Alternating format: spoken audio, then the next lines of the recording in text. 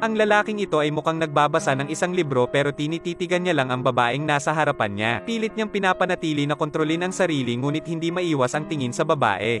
Tinitigan din siya ng babae at tinanggal ang kanyang scarf. Ang bawat kilos ng babae ay tila nilalaro ang nararamdaman ng lalaki. Biglang humingi ng tulong sa kanya ang babae na hilayin pababa ang kanyang na-stock na zipper. Hindi tumanggi ang lalaki. Dahan-dahan niyang binaba ang zipper at nakita ang damit panloob. Nagsimula siyang makaramdam ng paru-paro sa kanyang tiyan, at hindi niya maialis ang paningin sa babae. Nagsimula na naman tumingin sa kanya ang babae at nagsabi na siya ay nauuhaw. Hindi na naman nakatanggi ang lalaki. Tumayo siya at may dalang isang tray ng pagkain. Ang pangalan ng lalaki ay Francois na isang ordinaryong trabahador, at ang babae ay si Chiara na isang mayaman na ngayon lang umibig. Parehas silang dalawa na papunta para magbakasyon. Nagtanong si Francois kung bakit pinili ni Chiara na umupo sa tapat niya dahil ito ang tipo niyang babae. Pagdating, tinanong ni Chiara si Francois na lumabas sila sa darating na linggo. Sinundan siya ng lalaki at ang dalawa ay natulog sa hotel na pagmamay-ari ni Chiara. First time na makapunta ng lalaki sa lugar na tulad nito. Tuwang-tuwa siyang tiningnan ni Chiara. Nagsimulang lumabas ang dalawa. Sila ay nag-swimming, naligo, kumain at naglakad ng magkasama sa pinakaromantikong kalsada sa France. Nagtakang tanong ni Francois kung bakit lagi siyang nagsusuot ng relo na panlalaki. Agad na hinubad ito ni Chiara at binigay sa kanya. Pagbalik sa hotel, sila ay naghalikan at nakita ng isang lalaki. Sinara ni Chiara ang kurtina at agad na nagpaalam na matutulog na. Ang pakiramdam ni Francois ay hindi malinaw kaya kailangan niyang uminom ng alak mag-isa. Tinignan niya ang relo at sa likod nito ay nakasulat ang pangalan ng lalaki na Anthony Zimmer. Inisip niya na siya ay pangalawa lang sa puso ni Chiara. Kinabukasan, natutulog siya nang may kumatok sa pintuan. Sa butas nakita niya ang dalawang lalaki sa labas. Direkta silang nag-swipe ng card at nagmamadaling pumasok. Natakot siya at tumakbo para kay Chiara pero hindi niya nahanap ito. Inisip niya na niloko siya ng magandang babae na si Chiara. Mabilis siyang nagtago sa likod ng pintuan. Nakita niya na may hawak ang kalaban na baril. Sa kabutihang palad nakatakbo siya palabas ng walang suot na damit at sapatos. Hinabol siya ng mga ito at si Francois ay agad na nagtago sa ilalim ng kotse. Nang siya ay makatakas pumunta siya sa istasyon ng pulisya ngunit sinabi ng pulis na ito ay isang scam lang at hindi nag-alala. Ngayon nahanap niya sa search board ang pangalan na Anthony Zimmer na nakaukit sa likod ng relo. Marahil ang lahat ay hindi lang nagkataon.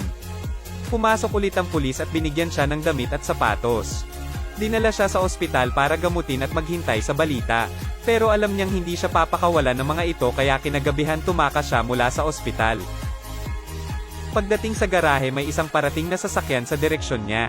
Sa sulok pinatay ng driver ang makina at nakita niya si Chiara. Sumakay si Francois at sinabing na-miss niya ang dalaga. Dinala siya ng dalaga sa ligtas na lugar. Pagtapos sabihin ni Chiara na manatili, tumalikod ito para umalis. Tinanong siya ni Francois kung kailan sila magkikita. Sinabi ni Chiara na ang pakay niya sa lalaki ay pakinabangan nito dahil magkaparehas ng katawan si Francois at dating kasintahan na si Anthony. Si Anthony ay nagtrabaho bilang money launderer at matapos kumita ng malaking halaga kaagad itong nawala at hinahanap ng lahat. Iniisip ng mga tao na siya ay si Anthony pero hindi ito nagalit. Kiinila niya pabalik si Chiara, tinanong kung sulit ba ito. Sinabi lang ng dalaga na mahal niya ito.